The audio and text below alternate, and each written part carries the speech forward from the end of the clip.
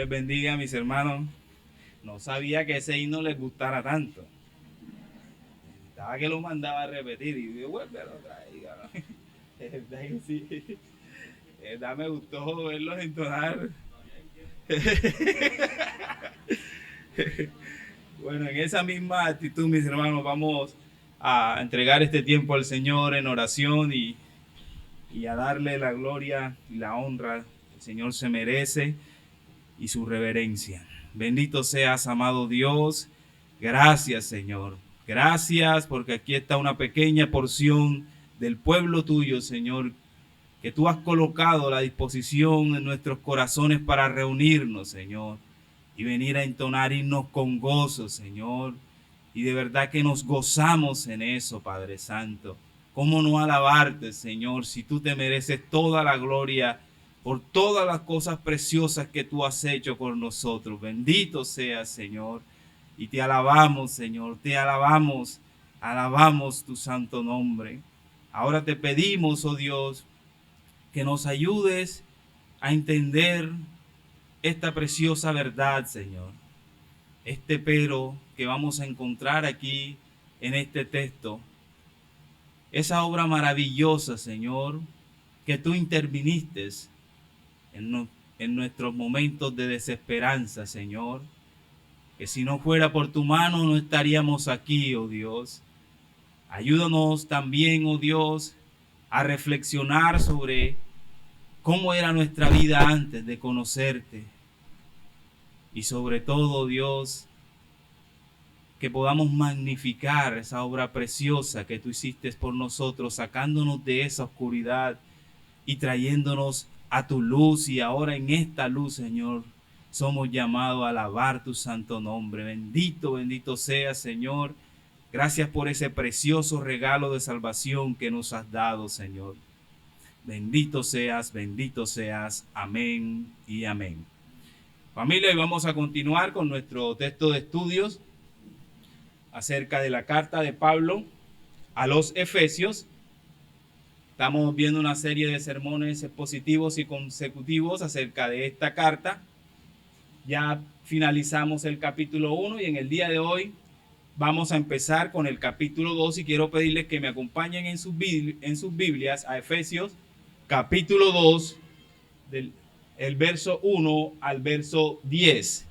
Efesios capítulo 2 del verso 1 al verso 10. Y quiero pedirles que se coloquen sobre sus pies para la lectura de la palabra del Señor y como señal de reverencia. Efesios capítulo 2 del verso 1 al verso 10. Dice así la palabra del Señor. Y Él os dio vida ¿a quiénes? A vosotros, cuando estabais muertos ¿en qué? Vuestros delitos y pecados, en los cuales anduvisteis en otro tiempo, siguiendo la corriente de este mundo, conforme al príncipe de la potestad del aire, el espíritu que ahora opera en los hijos de desobediencia, entre los cuales también todos nosotros vivimos en otro tiempo en los deseos de nuestra carne, haciendo la voluntad de la carne y de los pensamientos, y éramos por naturaleza hijos de ira, lo mismo que los demás. Pero Dios, que es rico en misericordia, por su gran amor con que nos amó, aun estando nosotros muertos en pecado, nos dio vida juntamente con ¿quién?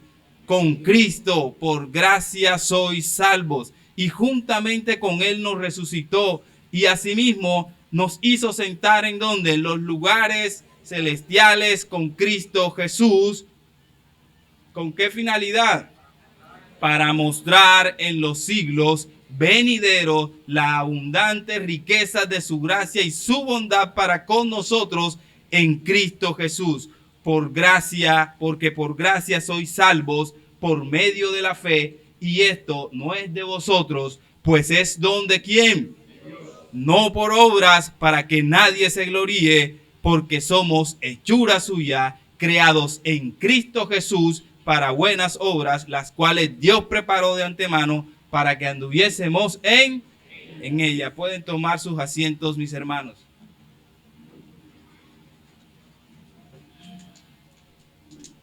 Al recorrer el capítulo 1, los sermones pasados de la carta de Efesios, ahí encontramos un despliegue hermoso, majestuoso, precioso de las bendiciones espirituales que el Señor ha otorgado a su pueblo. Y estas bendiciones nosotros las podemos enlistar como la elección, la adopción, la redención eficaz, el perdón de los pecados, poder para la iglesia, herencia de un reino eterno y la seguridad de salvación que está garantizada por el sello de ¿quién? Del Espíritu Santo en el creyente. Y cada una de estas bendiciones claramente reflejan el carácter santo, poderoso y salvador de Dios. Sin embargo, alguien pudiera preguntarse simplemente al hacer una lectura acerca de este primer capítulo, podía preguntarse, bueno, pero ¿a quién otorgó Dios estas maravillosas bendiciones? Ya que haciendo una lectura rápida del capítulo 1, podíamos llevarnos a pensar de que Dios bendijo a estas personas porque hicieron algo para merecerlo, o que estas personas prácticamente intentaron acercarse a Dios con un corazón sincero y colocando, interviniendo en sus fuerzas grandemente para alcanzar en estas riquezas espirituales. Pero Pablo, en el capítulo 2, del verso 1 al verso 10, nos muestra una realidad completamente diferente a esto.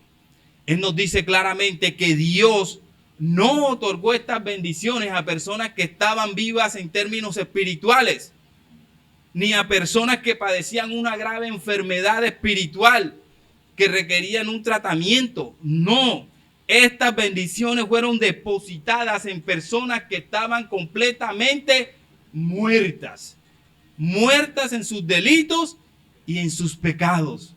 O sea, personas que no tenían una vida espiritual. Personas que eran incapaces de buscar a Dios, personas que eran incapaces de agradar a Dios, personas que estaban necesitadas sumamente de un poderoso Salvador.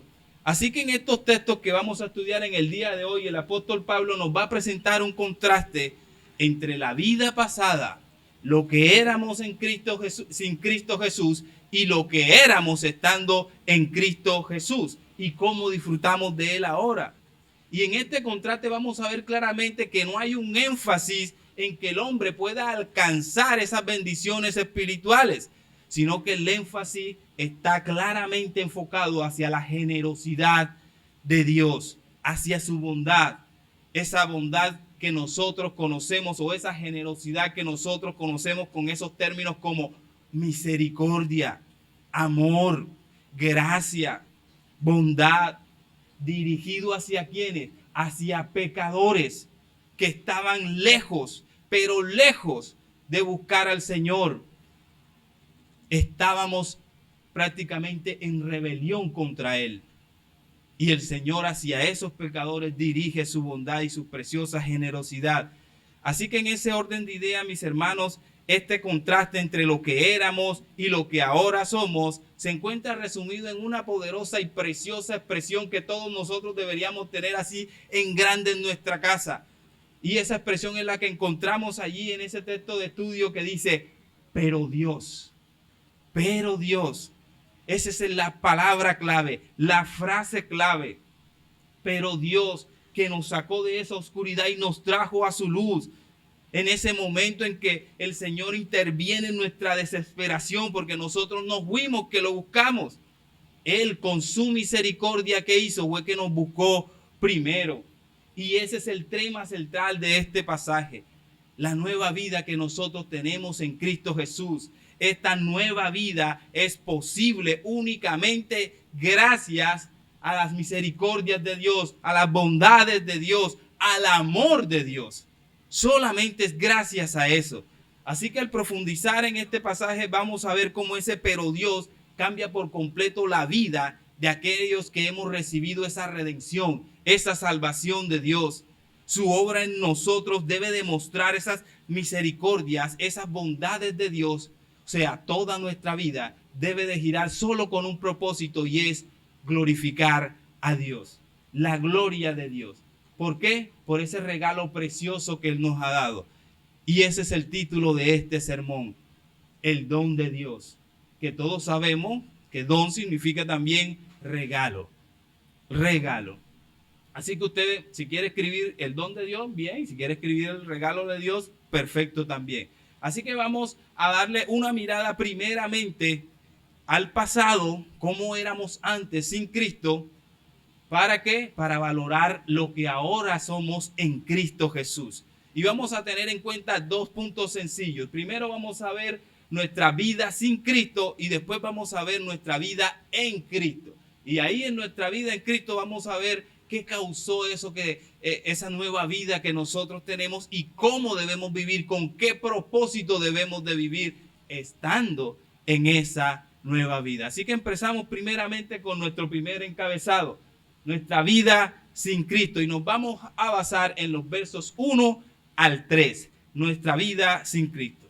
Y ahí vemos claramente en esta porción de versos del 1 al 3 que el apóstol Pablo introduce esta sección recordándole a los efesios y a toda la iglesia cómo eran antes de venir al Señor.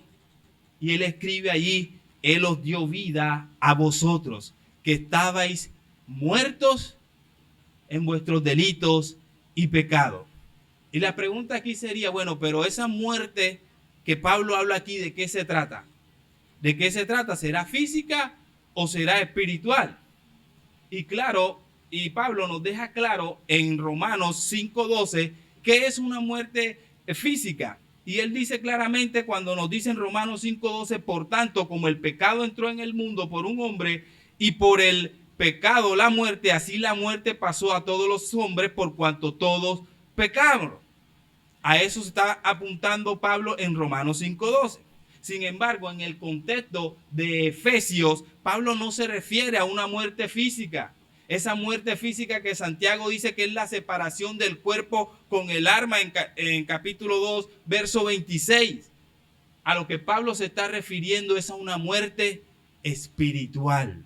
A una muerte espiritual, o sea, el concepto de muerte espiritual. De manera entonces que la muerte espiritual, según Pablo, implica prácticamente una separación total entre ¿quién? Entre Dios y el hombre.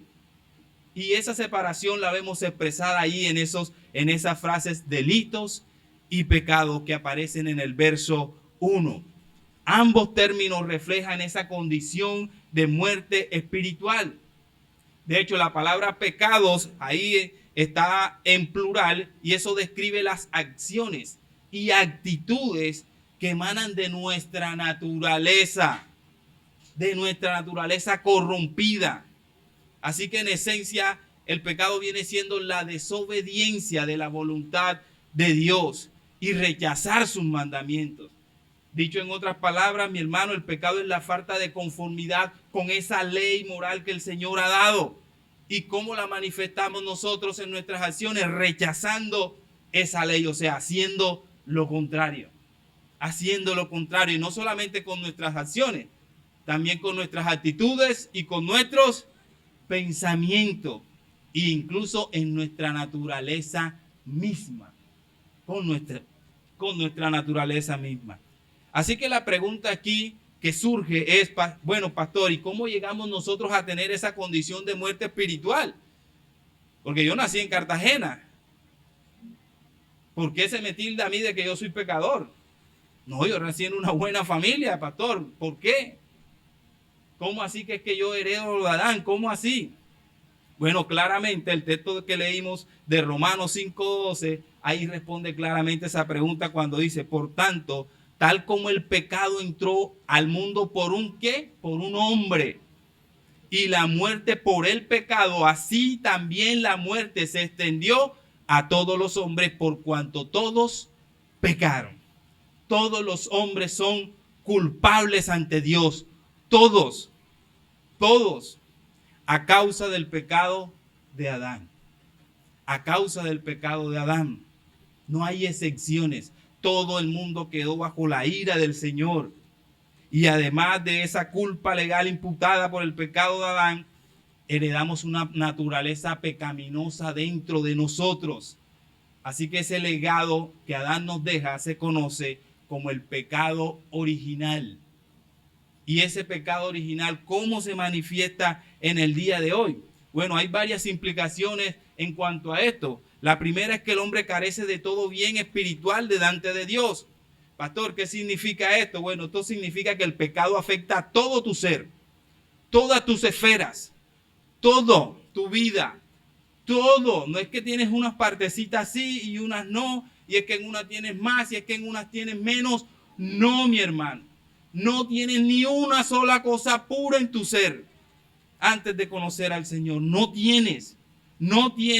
Cada aspecto de nuestra existencia está marcado por el pecado. Cada aspecto, tu intelecto, tus emociones, tus deseos, tus afectos, tus metas, tus motivos, tu conciencia está totalmente corrompida. Y eso implica también que el hombre es incapaz de hacer un bien espiritual. Aunque muchas personas incrédulas nosotros las vemos haciendo acciones buenas, pero esas acciones buenas son en el plano moral, en el plano social, pero ante los ojos del Señor eso no es contado como bueno. Eso es trapo de inmundicia. Así lo dice Isaías. Y Pablo enfatiza claramente que no puede hacer ningún bien esta persona. Ningún bien que tenga un valor espiritual en términos de relación con Dios. Así que en ese orden de idea, Pablo aquí nos está llevando a reflexionar sobre esa condición de muerte espiritual en la que estábamos y en la que todas las personas que no conocen a Cristo están. Eso es lo que implica nuestra separación de Dios, nuestra muerte espiritual. Es que no es simplemente es que pecamos. No, mi hermano. Debes de entender que eso es algo que está inherente en tu naturaleza. Está allí. Y el apóstol Pablo dice que no solo somos pecadores para carecer, sino que el apóstol Pablo nos dice que no solo somos pecadores que carecemos de todo bien espiritual delante de Dios, sino que estamos también incapacitados para hacer el bien delante de Él. Somos incapaces. Eso éramos. Y si no tienes a Cristo, eso eres. Eres incapaz. No tienes la capacidad ni siquiera la posibilidad de acercarte a Dios por ti mismo. Y Pablo lo deja claro, eso era lo que éramos. Eso los que son sin Cristo así son. Esa era nuestra condición.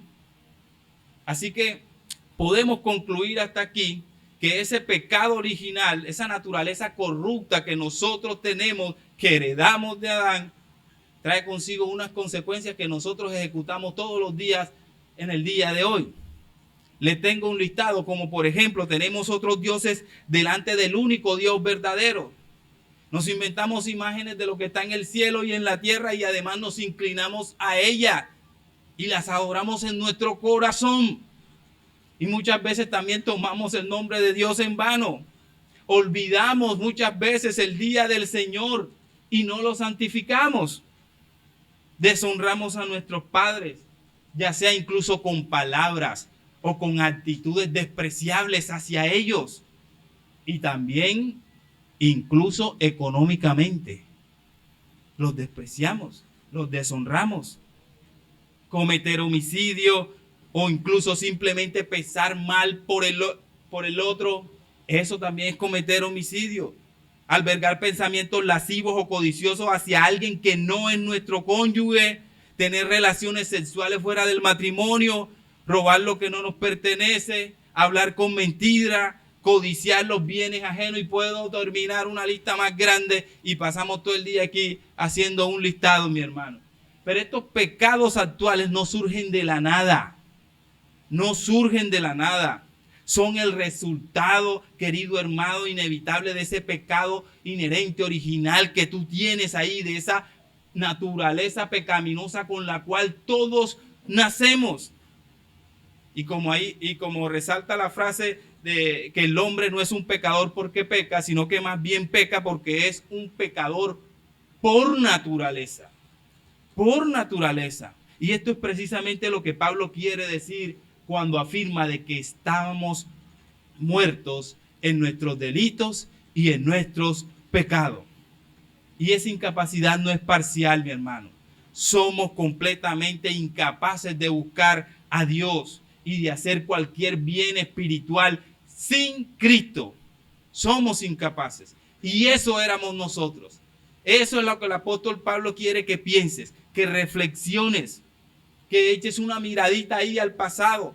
Él nos invita en estos primeros textos a reflexionar lo que nosotros éramos antes de conocer a Cristo. Y no se detiene allí. Él sigue avanzando en ese argumento porque él quiere que nosotros reflexionemos, que recordemos. Y entonces en el verso 12 nos dice, en los cuales anduviste en otro tiempo, según en el verso 2, en los cuales anduviste en otro tiempo, según la corriente de este mundo, conforme al príncipe de la potestad del aire, el espíritu que ahora opera en los hijos de ¿qué? De desobediencia. Entonces Pablo está diciendo que nosotros, antes de experimentar esas riquezas abundantes espirituales de Dios, andábamos en nuestros pecados. Andábamos. Y esa palabra ahí, andábamos, andar, no era algo ocasional, sino que es un estilo de vida. Así era nuestra vida. Así era nuestra forma, nuestra manera de vivir. Y Pablo usa mucho esa palabra andar en todos sus escritos para describir la conducta de una persona. Ese andar representa una vida organizada con un propósito, pero sin Dios. Sin Dios. Y dirigida por el maligno. Dirigida y gobernada por el maligno. Por eso Pablo dice, andaban siguiendo la corriente de este mundo. Y ahí está describiendo que hay un sistema completamente opuesto a los valores de Dios, el sistema del mundo, un sistema que descansa en las ideas o bajo el gobierno de Satanás.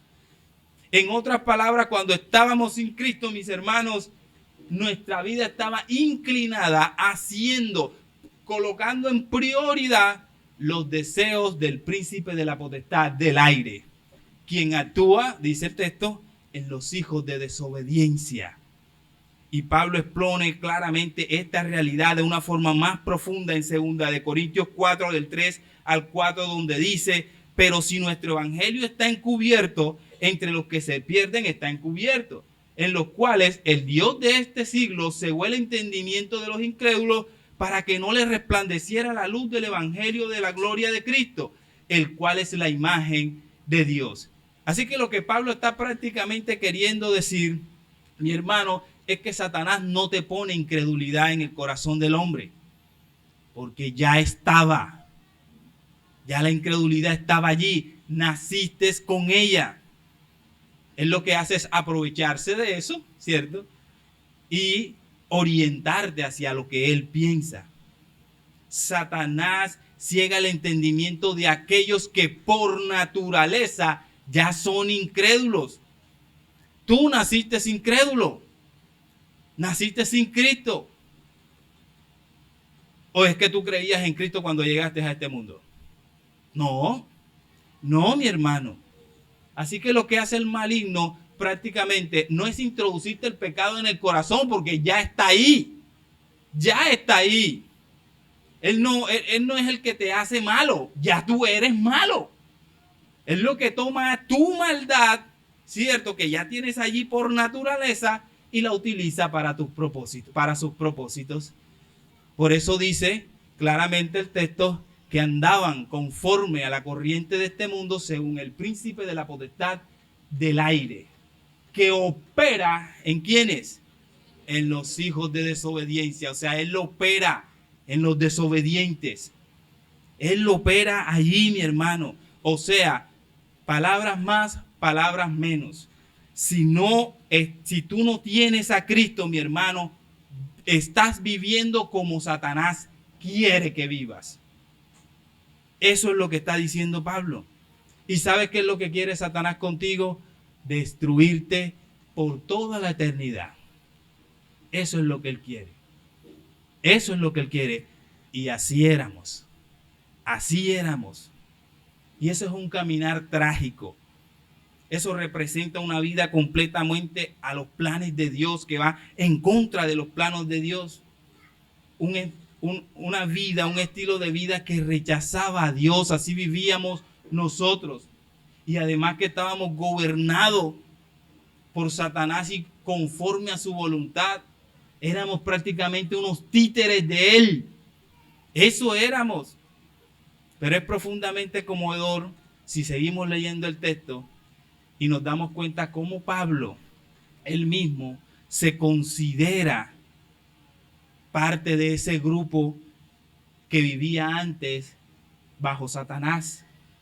Y él lo dice ahí en el verso 3, entre los cuales también todos nosotros vivimos en otro tiempo. Si ven, él dice todos nosotros. Él se incluye diciendo yo también viví así. Y ahora y usted se preguntará, pero ¿y ese Pablo quién era? ¿Cómo era Pablo antes de convertirse? Y creo que la respuesta la encontramos a la luz de Filipenses 3, capítulo 3 del verso 5 al verso 6. Y miren esta hoja de vida, se las presento. Esto dice que era Pablo antes de conocer a Cristo. Circuncidado al 8º día, del linaje de Israel, de la tribu de Benjamín, hebreos de hebreos, en cuanto a la ley, fariseo, en cuanto al celo perseguidor de la iglesia, y miren cómo finaliza, en cuanto a la justicia que es de la ley, irreprensible. Se nos presentaba Pablo aquí antes de ser cristiano y nosotros le hacemos una estatua. Irreprensible. Y uno dice, tremendo, eso era Pablo antes de ser cristiano. Eso era.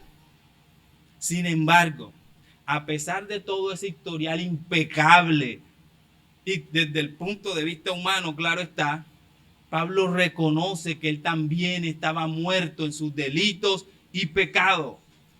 Y aquí podemos ver una verdad crucial, que no importa tu posición moral, social, económica, si esta persona no tiene a Cristo, está espiritualmente muerto. No importa, mi hermano, si eres la persona más generosa de este mundo, si eres el director de un orfanato, si eres el deportista más destacado, incluso no importa si ganas el premio Nobel de Paz, si esa persona no tiene a Cristo, está muerto en sus delitos y pecados. Y Pablo añade, está bajo la ira de Dios. Bajo la ira de Dios. Y así éramos nosotros.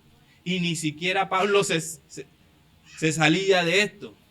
Aún con todo ese pedigrí que él tenía, con toda esa formación, era un hijo de Satanás. Era un hijo de la ira de Dios. Así que, mi hermano, es necesario que reflexionemos que Dios no ama a una persona por lo que es, sino por lo que es en quién, en Cristo Jesús. Fuera de Cristo, todo ser humano está bajo la ira de Dios, mi hermano. Y eso es lo que Pablo quiere que recuerdes, que reflexiones, que mires hacia atrás en retrospectiva, que recuerdes lo que era, porque eso éramos.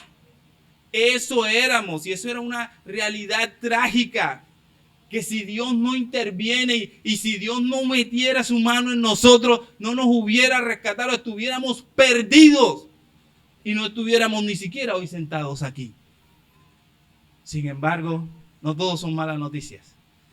Encontramos ahí un cambio glorioso en el versículo 4 de Efesios capítulo 2, y esa es la frase preciosa, transformadora, que Pablo dice: pero Dios, que es rico en misericordia, por su gran amor que nos amó. Pero Dios, o sea, Pablo le está diciendo, ustedes estaban así, pero Dios marcó un antes y un después. Y ese es un contraste que vemos aquí entre nuestra condición pasada y la condición que tenemos ahora gracias a la obra redentora de Dios. Y Pablo señala claramente que ese pero Dios es un cambio radical por un acto del Dios misericordioso y redentor. Así que ese pero nos lleva a nuestro segundo punto central, nuestra vida en Cristo. Antes, Pablo nos describía que nuestra vida sin Cristo estábamos muertos en delitos y pecados, y ahora en los versículos del 4 al 10 Él nos va a presentar esa nueva vida, pero primero nos muestra la causa de esa nueva vida, cómo fue que se produjo. Y Él dice en el verso 4, pero Dios, que rico en misericordia, por su gran amor con que nos amó, aún estando muertos ¿en qué? En nuestros pecados, nos dio vida juntamente con Cristo. Por gracia sois salvos. Por eso es que esta frase es poderosa, es preciosa, y deberíamos de tenerla en un cuadro grande en nuestra casa. Porque si Dios no interviene, mi hermano, estuviéramos muertos para siempre. Y este pero representa la verdad del Evangelio. Es un contraste absoluto entre nuestra desesperanza humana y la intervención divina en nosotros. Y nota cuidadosamente lo que dice. No dice, pero el hombre, o no sugiere que el hombre tenga alguna capacidad de cambiar de estado, o es que el hombre estaba enfermo, pero se recuperó, o el hombre en su enfermedad. No, mi hermano. Porque para que un muerto vuelva a la vida es necesario que alguien intervenga sobrenaturalmente, porque se refiere a la muerte espiritual. Y solo el único que tiene vida, ¿quién es? Dios. Por eso ustedes veían que Cristo de aquí yo soy el único que puede poner mi vida y volver a quitarla. Tú tienes vida, tú no tienes vida, tu vida es prestada. A ti te toca dar cuenta de tu vida. Si tú tuvieras vida, tú pudieras pegarte un tiro y otra vez resucitar, porque la vida es tuya, tú la sueltas y la coges. Pero no puede, porque no te pertenece. Solo Dios es el dador de la vida. Él es el único capaz de dar vida. Vida, mi hermano. Por eso ese pero Dios, mi hermano, esas cortas palabras reflejan la riqueza de su preciosa misericordia. Fue su amor que nos dio vida juntamente con Cristo, ese amor divino que es en el ejercicio de su bondad hacia nosotros los pecadores. Es un acto precioso, mi hermano, que el Señor haya entregado a su Hijo como nuestro Salvador. Y ese acto nos lleva a conocer al Señor, a disfrutar en Él y a tener una relación pactual con Él. Así que la magnitud de este ejercicio de bondad, mi hermano, tuvo un precio. Tuvo un precio. No vayas a creer que simplemente fue por amor y ya. No, mi hermano. Tuvo un precio. La redención tuvo un precio. Y Cristo asumió nuestra miseria y pagó el precio para darnos vida. Así que esa vida que hoy tienes es gracias a Cristo, mi hermano. Ahora bien, ese pero Dios no solamente es un cambio de condición, sino lo que quiero que entienda que es un cambio, es también un testimonio de la gloria y la gracia y la misericordia de Dios, que son incomparables. Alguien sabiamente expresó y dijo, la gracia es recibir lo que no se merece, mientras que la misericordia es no recibir lo que sí se merece. Y esas son palabras fundamentales, mi hermanos. La gracia es ese regalo inmerecido de Dios. Y la misericordia es el acto de retener el castigo que justamente merecíamos. ¿Y qué merecíamos nosotros? ¿Qué merecíamos? Merecíamos el justo juicio de Dios, la condena eterna, el infierno mismo, mis hermanos, como justa consecuencia de nuestro pecado, de nuestra rebelión. Eso merecíamos. Pero aquí está algo glorioso. Dios en Cristo Jesús tomó nuestro lugar, el lugar que merecíamos, y Él pagó. Él pagó. Así que, iglesia, piensa en un momento. Imagínate que tú estás allí en una tumba. Estás allí, estás muerto, sin esperanza alguna, abandonado, sin valor. No había manera en que pudieras cambiar tu condición de muerte a vida, era imposible. Pero se aparece un dador un varón precioso, con vestiduras blancas, teñidas de sangre carmesí, y te dice, ven, sal de esa tumba. Eso fue lo que pasó con nosotros. A eso apunta Pablo con ese pero. Y nosotros ahora decimos, yo no sé qué pasó, pero yo era ciego y ahora veo claramente y veo a mi Señor. Eso es lo que pasa con nosotros. Nosotros ahora podemos decir, yo solo sé que estaba muerto, pero ahora estoy vivo. ¿Y cómo ocurrió esto? Solo por Cristo. Solo por Cristo, mi hermano. Solo por Cristo, solo por su gracia hemos sido salvos. Por esa inmensa bondad. No es tuya, mi hermano. No es por ti. No es por tus esfuerzos. Y lo más precioso de esto es que, además de salvarnos, nos hizo sentar en los lugares celestiales con Cristo Jesús. Y ya de esto hablamos en sermones anteriores, de que estamos aquí, pero a la vez también estamos allá en el cielo adorando al Señor. Eso es una realidad espiritual, eso no es una metáfora. Eso es una realidad espiritual, mi hermano. De hecho, quiero traerte a colación las palabras de Crisóstomo, un padre de la iglesia, que él dice, estando sentada la cabeza que es Cristo a la diestra de Dios, también se sienta con él el cuerpo, que somos nosotros.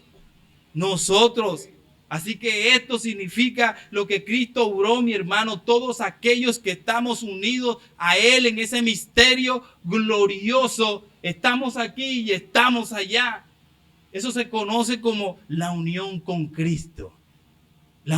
Yo sé que eso puede explotar su cabeza porque usted dice, con tanto pecado que yo tengo, ¿cómo así que yo estoy unido a Cristo? Bueno, es una realidad que presenta las Escrituras. Es una realidad. Estamos unidos a Cristo, mis hermanos. Y esta unión nos otorga acceso a todo lo que Él es y todo lo que Él ha logrado, mi hermano. Eso es lo que implica esa frase, pero Dios. Eso encierra la amplitud y la profundidad del Evangelio. Ahí vemos su misericordia, su gran amor para con nosotros, en la regeneración, en la gracia salvadora, en la resurrección espiritual, en la gloria de Dios y en la salvación todopoderosa que está en Él, mi hermano. Así que ese pero Dios cambia radical en nuestras vidas. Cambia radical. Antes estábamos muertos, pero ahora estamos vivos hacia un propósito eterno. Y Pablo nos está diciendo, miren hacia atrás para que valoren dónde están hoy, que no son cualquiera. Somos hijos de Dios. Y estando en esa posición debemos también enfocarnos hacia el propósito de Dios. Así que en los versos finales del 7 al 10, Pablo ahora nos va a revelar ese propósito. Dice, a fin de poder mostrar en los siglos venideros las sobreabundantes riquezas de su gracia, por su bondad para con nosotros en Cristo Jesús. Porque por gracia habéis sido salvos por medio de la fe, y esto no es de vosotros, sino que es don de Dios, no por obras para que nadie se gloríe, porque somos hechura suya, creados en Cristo Jesús para hacer buenas obras, las cuales Dios preparó de antemano para que anduviésemos en ella. Así que nuestro propósito no fue simplemente salvarnos, sino que antes andábamos en Satanás, haciéndolo de Satanás. Ahora en esta nueva vida andamos ¿en qué? En Cristo, y haciendo las obras de Cristo, y vivimos para Cristo. Así que toda la gracia incomparable, todo el poder transformador desplegado en nuestra salvación, en última, tiene un objetivo claro, y es exaltar el nombre de Dios, mi hermano. Y fíjense que Pablo no simplemente dice gracia, ni las riquezas de su gracia, sino que habla de las abundantes riquezas de su gracia. Eso es lo que estamos disfrutando ahora que estamos en Cristo Jesús. La gracia no solo se manifiesta en esta vida, sino que es una fuente inagotable que continúa allí para nosotros, para toda la eternidad, mi hermano. Y ya hemos comenzado a disfrutar de eso. los que hemos nacido de nuevo, los que experimentamos nueva vida en Cristo, sabemos que nuestra vida no tiene fin y que el límite no es solamente este mundo, sino que trasciende, mi hermano, porque el Señor sigue desplegando su bondad para con los suyos, mi querido hermano, porque al final solo Él se llevará la gloria, solo Él se llevará la gloria. Así que si tú analizas y piensas lo que eras antes y dónde Dios te colocó ahora, ¿qué debe de salir de tu corazón? Alabanza, alabanza y adoración a Él. Solo a Dios, solo a Dios.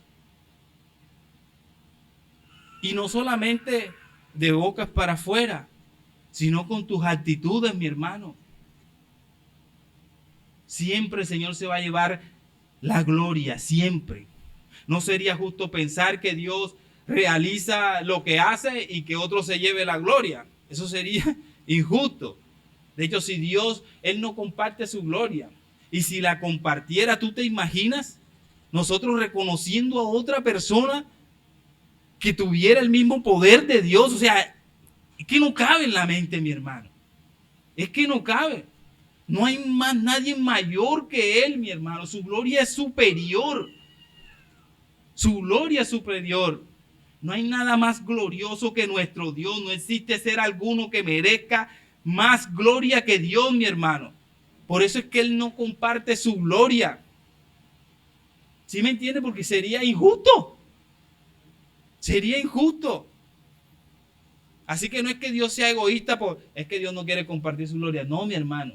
Es que su justicia es perfecta. Es perfecta. Y lo justo es que como Él es el único y poderoso, a Él sea toda la gloria. Solo a Él. Eso es lo justo. Él se lleva toda la gloria en nuestra salvación, porque eso es un regalo que Él nos ha dado. Es un regalo, es un don de su bondad, mi hermano, y lo recibimos a través de la fe. Y eso es lo que dice Pablo en los versos 8 al 9, cuando dice: por gracia habéis sido salvos por medio de la fe. Y esto no es de vosotros, sino que es un don de Dios, no por obras, para que nadie se gloríe. Para que nadie se gloríe, mi hermano. Y es importante resaltar aquí que la fe no es una obra. La fe no es una obra. No es una condición que nosotros cumplimos para ser justificados como si fuera un mérito personal de nosotros. No funciona de esa manera. La fe es un regalo de Dios, es un don, es el instrumento que Él utiliza para depositar las bendiciones espirituales para su pueblo, que Él ha elegido. Eso es un instrumento. Es un instrumento, mi hermano. La fe es el único acto del hombre que no se puede considerar una obra. Porque si fuera una obra, entonces teníamos una puerta abierta, aunque mínima, para que el hombre pudiera decir: es que si yo no pongo ese poquito, el Señor no me salva. ¿Me hago entender? O si yo pongo ese poquito, a mí también me tienes que dar gloria. O toda la gloria es para Dios, o nada. O no lo es, mi hermano. Así que debes de tener claro que la fe es el instrumento que Dios pone en nuestras manos para recibir ese precioso regalo que es el Evangelio de Cristo. Y Pablo describe claramente: no es por obra, para que nadie se gloríe. ¿Usted puede imaginar donde colocáramos un 1%? Imagínate, todavía no ponemos nada y mira el gran problemón que tenemos.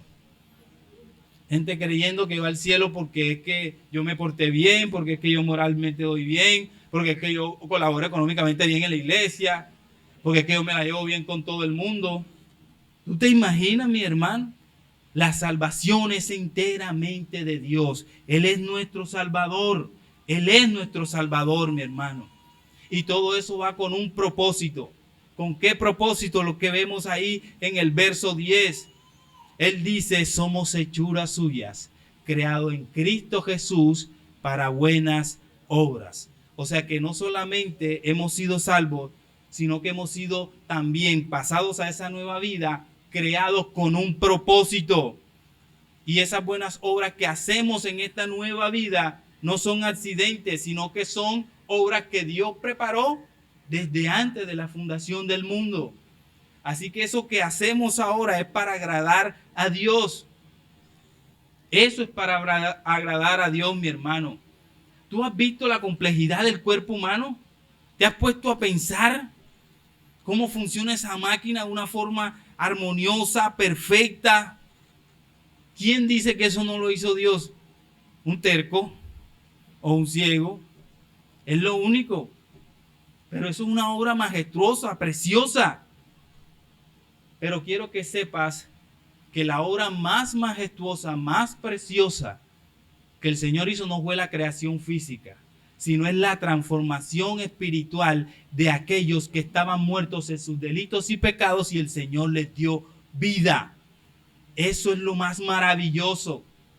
Esa es la obra maestra del Señor, hacernos cristianos, creyentes, tomar a todos aquellos que estábamos muertos y transformarlos en su Hijo, para que ahora reflejen su imagen, su imagen. Y esa transformación debe ser evidente en un creyente. ¿En qué? En la forma en cómo piensas, en la forma en cómo miras, en cómo actúas, en cómo amas, en cómo perdonas, en cómo vives, mi hermano. Cada aspecto de tu vida debe de reflejar esa imagen de Dios. Porque el creyente es una obra que poderosa que refleja el carácter de su Dios. Y te quiero preguntar, mi hermano, ¿se puede ver reflejado esa obra en tu vida? Tú que dices que eres creyente, ¿se puede ver? ¿Están talladas en tu vida las huellas de la obra del Creador? ¿Están allí? ¿Se pueden ver? ¿Reflejan tus pensamientos, tus palabras, tus acciones la obra de Cristo en tu vida? ¿Sí la reflejan?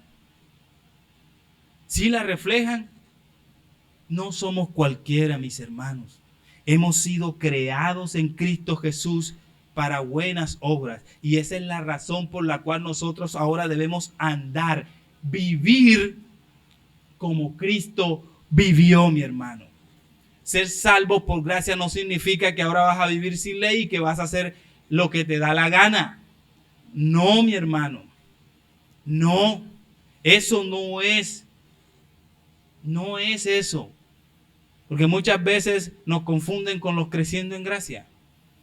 Pero no es así. Es que esos reformados hablan de la gracia. Esos son salvos siempre salvos. Esos viven como les da la gana. No, mi hermano. No, mi hermano. Nuestra salvación es por gracia y eso nos impulsa a vivir en santidad, reflejando la obra que Cristo está haciendo en nosotros, que Dios a través de su Santo Espíritu está haciendo en nosotros, y por eso nosotros vivimos dándole la gloria a Él en todo lo que hacemos, pensamos en todo, mi hermano. A Él sea la gloria. A Él sea la gloria. A Dios, mi hermano. ¿Cómo estás viviendo tu vida? ¿Tu vida está reflejando eso en verdad, mi hermano? ¿En verdad? ¿Tienes una relación personal con Él todos los días? ¿En verdad todos los días sacas el espacio? ¿En verdad tus hijos ven esas acciones? ¿En verdad tu vecino ve esas acciones? ¿O te estás engañando a ti mismo? Creyendo que por solo venir a la iglesia y por tanto en tu casa como te da la gana, eso te sigue haciendo cristiano. Cuidado, mi hermano. Cuidado. Porque engañoso es el corazón más que todas las cosas. Cuidado, mi hermano. Cuidado. Ten cuidado. Y amigo que me escucha, tú que no eres creyente, tengo que decirte que tu padre es el diablo y que vives conforme a lo que él te dirige en tu vida, que eres un títere completamente de él. Él no es el que te hace desobediente porque ya tú eres desobediente. Eso está ahí en tu naturaleza.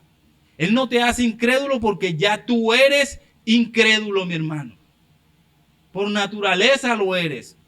Él simplemente aprovecha esa condición y te dirige hacia donde Él quiere. Así que, querido amigo, que has escuchado el Evangelio, este llamado del Señor en este día, Aférrate al Señor por medio de la fe en Cristo Jesús, confiando claramente para que dejes de vivir por Satanás y para Satanás y empieces a vivir por Cristo, tu precioso Salvador. Y puede que entre las personas que están aquí, que vemos que hay niños y jóvenes, puede que esos niños están muertos también. Niños que están muertos espiritualmente, jóvenes que están muertos espiritualmente que me escuchan. Jóvenes, niños, adolescentes que están muertos en tus delitos y en tus pecados. Cada domingo que te expones aquí a la predicación del Evangelio tienes una oportunidad para que el Señor se compadezca de ti desde temprana edad, mi hermano, querido amigo. Así que clámale al Señor, clámale al Señor, clámale y pídele que te salve. Y queridos hermanos que escuchamos este sermón de hoy, aquí Pablo nos está haciendo una valiosa invitación a que de vez en cuando miremos el pasado para que podamos valorar el presente, la condición que ahora estamos en Cristo Jesús en Dios, nuestra nueva vida que es un regalo precioso del Señor. Así que es necesario de que vivas a la altura de lo que eres en el día de hoy. Si dices que eres creyente, si dices que has sido salvado, el llamado es a vivir a la altura de lo que eres en Cristo Jesús. Vamos a orar.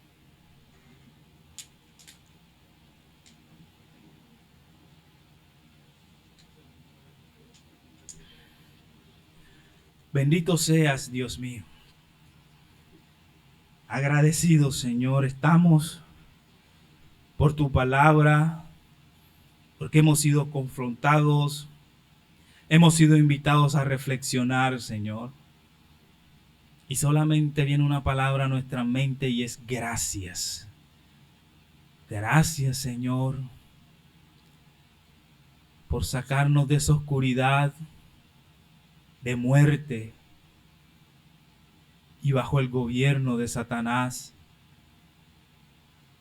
Gracias porque ahora somos hijos tuyos y vivimos conforme a las obras que tú nos has colocado, Señor. Ayúdanos a valorar eso, Padre amado.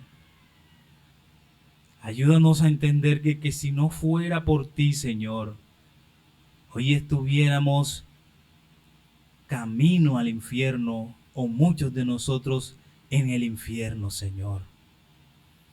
Gracias por sacarnos de esa condición, Señor. A ti vamos a estar agradecidos siempre. A ti sea toda la gloria, oh Dios, porque no fue por nuestras obras, sino por la obra tuya, Señor, que hoy estamos aquí cerrando nuestros ojos, clamándote y suplicándote que nos perdones, que sigas allí dándonos de tu gracia, de tus preciosas riquezas en Cristo, Señor. Ayúdanos a valorar. Espíritu Santo de Dios, te pido de que nos guíes,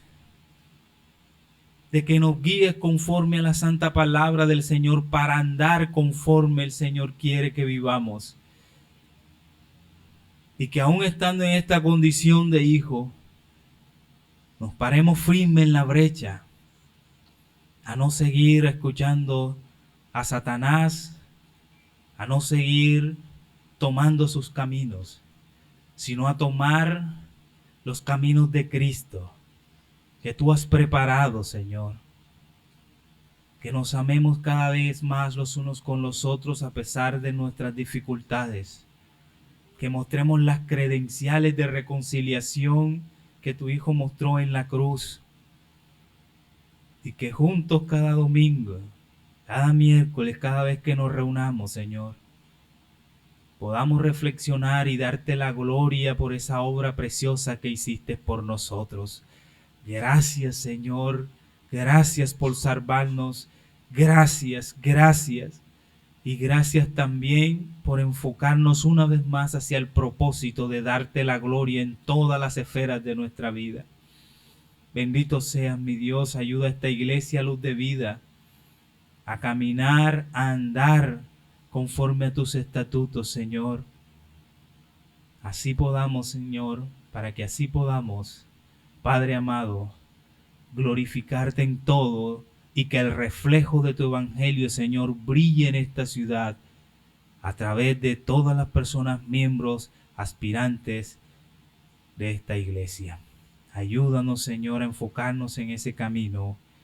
Todo esto te lo pido en nombre de tu Hijo amado, con la unción de tu Santo Espíritu. Amén y amén. Dios les bendiga, mis hermanos.